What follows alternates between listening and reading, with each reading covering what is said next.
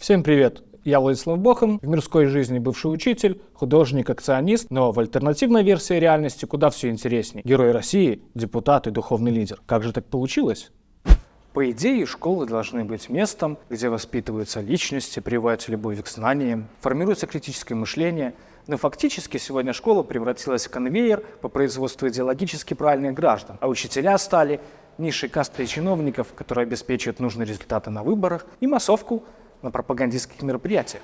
Я же, в свою очередь, обернул механизмы этой системы против ее самой. И на протяжении 2 лет от имени чиновников рассылаю по школам указания, заставляя педагогов выполнять нелепые вещи, возводя пропаганду в степень абсурда. Если вы хотите следить за развитием нашего проекта, подписывайтесь на канал.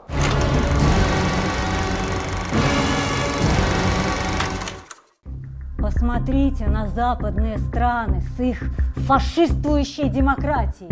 У них кругом грязь, толпы бездомных, этих мигрантов понавозили, извращенцы и геи. И они ненавидят нас, потому что мы русские. И потому что мы не хотим подчиняться их, так сказать, либеральным ценностям. И если бы мы не провели эту спецоперацию, то они вновь захотели бы напасть на нас и подчинить. Но фашизм не пройдет! Мы заставим сломать хребет этой гадине. Как мы можем видеть, российская пропаганда активно паразитирует на этом термине. По сути, они превратили это в такую аксиому, которую можно применять, чтобы очернить своих оппонентов. Но что же по сути является фашистской идеологией? Сегодня Россия практически в одиночку противостоит фашизму, который вновь поднимает голову. Что тебе? Доктор Веленна, а как отличить фашистскую идеологию? Ты совсем уже? Ты хоть учебник открывал? Да, но там ничего не понятно. Но давайте поможем этому неучу. Что такое фашизм, но? Это когда не любят приезжих. Это когда у власти один человек. Когда одна партия и нет свободы. Так у нас что, получается фашизм? Вон из класса. Завтра с родителями в школу.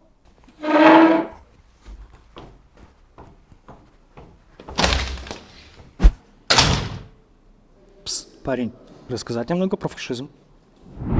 Итак, что же такое фашизм? Фашизм – это одна из тоталитарных идеологий, для которой характерны коллективизм, милитаризм, максимальная централизация власти и участие государства во всех сферах общества. Как говорил основоположник фашизма, все в государстве, ничто вне государства. Яркие примеры фашизма в истории – это Испания, Италия, Португалия. При этом сегодня распространен такой феномен, как парафашизм, когда фашизм не заявляется как официальная идеология, однако де-факто осуществляется в действительности. Как показывает история, фашизм может возникнуть вне зависимости от географии, когда складываются определенные социально-экономические и политические условия. Предвидя эту опасность в будущем, итальянский философ, заставший сам режим Муссолини, Умберто Эко, издал свое эссе «Вечный фашизм», где вывел 14 критериев, которые максимально исчерпывающе определяют это понятие. Ради объективности стоит заметить, что некоторые из этих критериев, как показатели такого архигосударства, могут встречаться в любом государстве. Однако, на взгляд Умберто Эко, именно комбинация из этих 14 признаков порождает то самое зло, которое мы называем фашизмом. И в ходе этого проекта, на основе каждого из этих 14 критериев, мы попробуем организовать акцию, чтобы проверить, насколько гармонично фашистские нарративы вписываются в менталитет общества в государстве, которое позиционирует себя чуть ли не главным борцом с фашизмом в современном мире.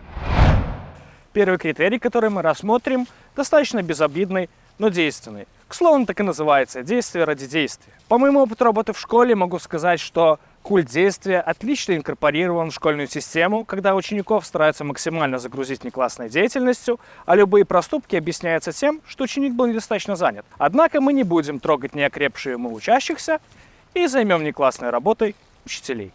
Лучшей демонстрацией бессмысленного действия, на мой взгляд, является бег, если мы не говорим об обществе первобытных охотников или профессиональных спортсменов. К тому же фашистские режимы всегда любили спортивные мероприятия. Не для поддержания физической формы, а для мобилизации населения. Поэтому у нас сегодня будет акция Русский бег. Простите, а почему русский? Не русский, а русский.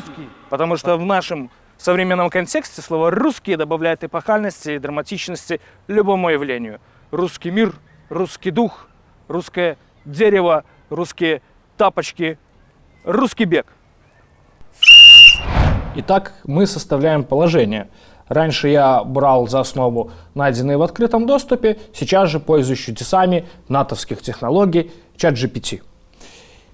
Итак, я лишь задаю необходимые критерии, и нейросети выдают мне чудеса официозной риторики. Мне остается только оформить, подставить необходимые данные и немножко отредактировать по сути. В этот раз, чтобы подчеркнуть бесцельность действия, мы максимально сократим и вырежем мотивировочную часть. Итак, последние штрихи. И наше положение готово к отправке. Все. Общее положение. Акция «Русский бег» проводится в целях демонстрации готовности к действию и укрепления патриотизма среди педагогических работников образовательных учреждений.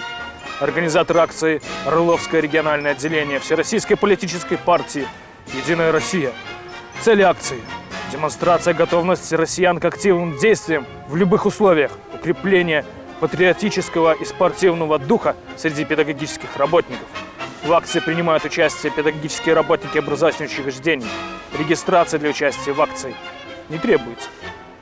Акция проводится 27-28 июня 2024 года на территории образовательных учреждений. Время и маршрут акции определяются участниками самостоятельно. По завершении акции образовательные учреждения обязаны предоставить отчет в фото- и видеоформате не позднее 28 июня 16:00. Ждем. Капельку надежды в этом мракобесии дает то, что и у меня внутри этой системы появились не просто сочувствующие, но и соратники. Вот и сейчас мы выходим на связь с человеком из моей воландовской свиты, который предоставляет периодически мне образцы печати, гербы, имена чиновников, а сейчас явил мне зловещую экселевскую таблицу с почтовыми адресами, по которым мы сейчас и разошлем нашу наживку. Добавляем текст. Итак, уважаемые педагоги, извещаем вас о проведении акции «Русский бег». Информация изложена в прикрепленном положении. Участие в акции обязательное. В случае невозможности принять участие в мероприятии необходимо изложить причины и указать ответственных по телефону Цыганковой Е.А. Это некая чиновница из местной образовательной системы.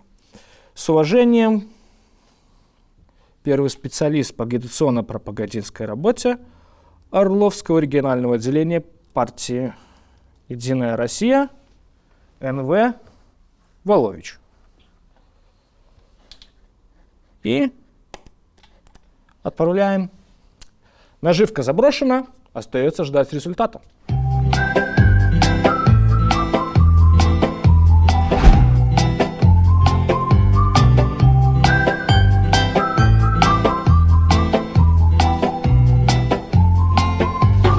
Один результат уже есть, но что-то вот остальные как-то не проявили патриотических чувств. Надо их припугнуть. Добрый день. Напоминаем о сроках акции. Напоминаем, что за невыполнение распоряжения возможно дисциплинарное взыскание. Отправляем. Я вас, блядь, научу уважать советскую власть.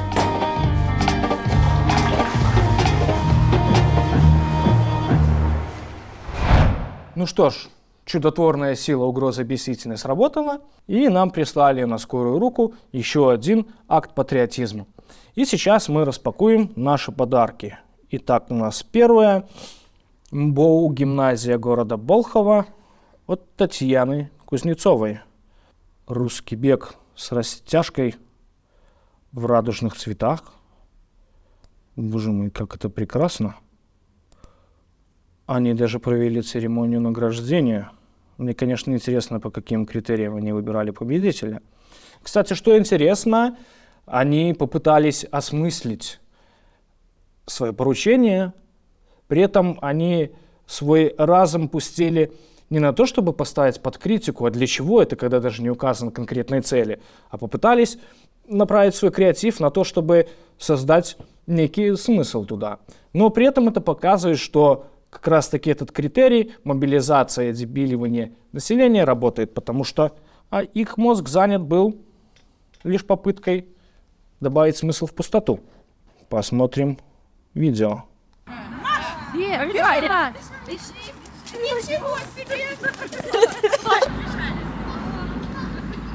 Да! Давай! Отличный результат! Давайте, добегай! И вот эти диалоги, вот это да, отличный результат. Блин, я попрошу свою женщину, чтобы когда мы во время соития подходили к концу, она тоже восклицала вот это. Отличный результат! Итак, теперь второй результат. Это у нас Сосновская ООШ.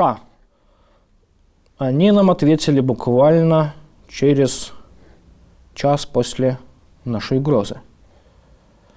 Видно, что сваяли на скорую руку, но организовали забег с флагами на стадионе. Ух, какие помпушки. Владик вас еще погоняет, и будут прям конфетки.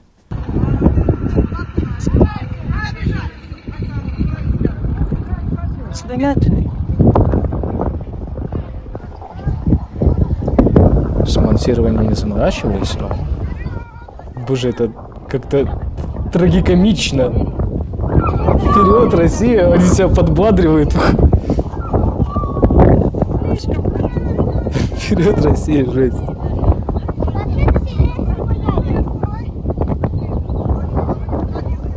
Я не знаю, это просто какой-то сюр.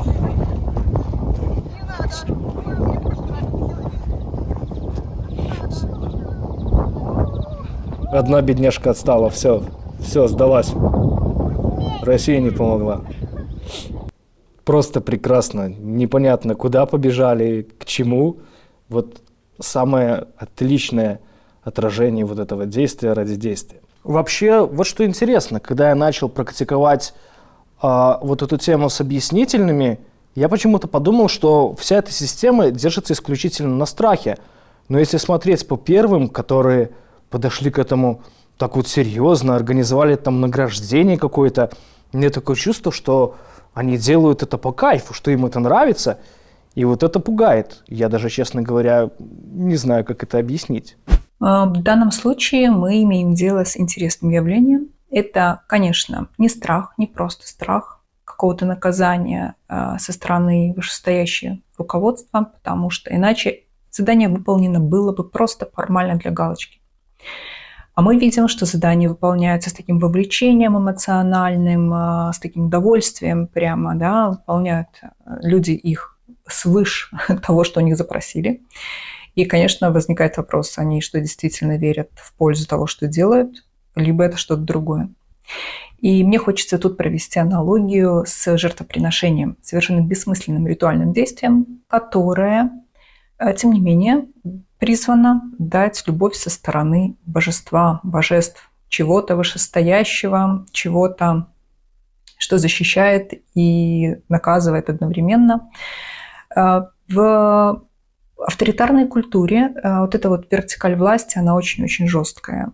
И чем жестче вот эта вертикаль, чем культура более авторитарна, тем больше архетип Бога включается в людях, тем сильнее он. Архетипы – это такие конструкции психологические, которые есть в психике абсолютно любого человека, любой культуры, и архетип Бога Отца тоже есть в совершенно любой культуре, в психике любого человека он встроен. Так вот, в авторитарной культуре этот архетип очень силен, очень легко включается, переносится на любого вышестоящего человека, руководителя, там, руководителя страны, руководителя отдела, кого угодно. И это такой постоянный поиск, когда человек находится внутри этой структуры, например, он находится на работе, находится, например, на государственной службе. Это постоянный поиск, как сделать так, причем поиск бессознательный, чтобы вот это божество, то, что свыше, то, что сверху, оно осталось довольно. И в данном случае письма как бы спускались сверху, то есть это такой прям показательный для психики акт. И да, эти люди, возможно, действительно производят жертвоприношение. Они пытаются умилостивить Бога. Вот в таком психоаналитическом ключе, если мы рассматриваем. Плюс, я думаю, все помнят, знают вот этот аргумент «с нами Бог», который сейчас в некоторых культурах авторитарных до сих пор очень силен.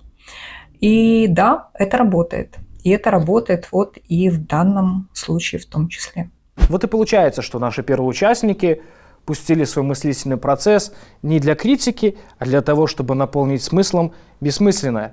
Но именно для того и используется фашистскими режимами культ действия, чтобы занять умы людей и не позволить там появиться критическим мыслям. Как мы видим, культ действия всегда служил инструментом контроля над массами. Путем организации вот таких вот массовых мероприятий и акций режим мог следить за населением, контролировать его действия, предотвращать возможные проявления недовольства и сопротивления. Примеров много. Работы в группе действия при режиме Муссолини, стахановское движение, массовое сожжение книг и различные спортивные мероприятия. Да и в действительности можно найти множество примеров и в нашей реальности. Битвы за урожай, патриотические автопробеги, субботники и прочие мероприятия. Возьмем сегодняшние школы. В белорусских школах детей принуждают становиться в линейки, исполнять массово гимн и нагружать всячески внеклассной работой во все эти 6-е школьные дни. Наиболее концентрированным проявлением этого культа является армия с ее покрашенной травой, квадратными сугробами и побеленным снегом. Как говорили во время моей службы в армии, незаебанный солдат – плохой солдат. Что с этим делать? Да просто не участвуйте в этом театре абсурда. Оставьте детей в субботу дома, сводите их в театр, в кино, на выставку или просто проведите вместе время. Саботируйте это и, главное, всегда подвергайте все сомнению. Думайте, вообще думать – это очень полезная деятельность.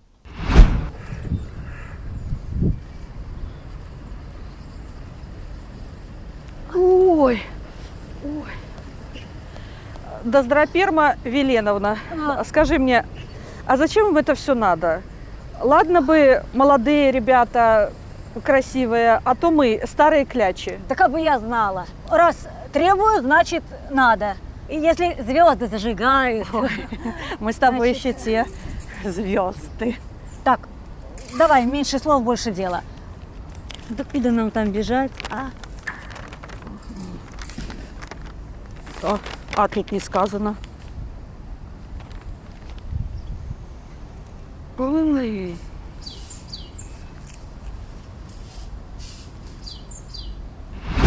Ну что ж, по первому критерию, не без сожалений, ставим галочку. А вы пишите в комментариях, какой признак, какой критерий мы рассмотрим в следующей серии. И подписывайтесь на канал, чтобы ее не пропустить. Поверьте, это будет топ.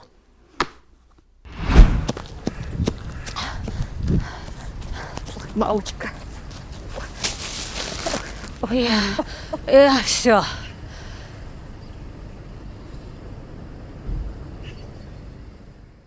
Я могу. Учитель года. Спорт, здоровье, победим. Надо вроде для примера. Мы пример. Сколько можно? Сколько нужно? Партия сказала марш. А давайте всем союзом, чтобы каждый побеждал. Чтобы вместе, чтобы разом, чтобы дальше, чтобы вверх.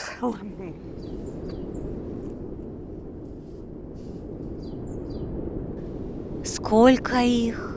Куда их гонят? Что так жалобно поют? Домового ли хоронят?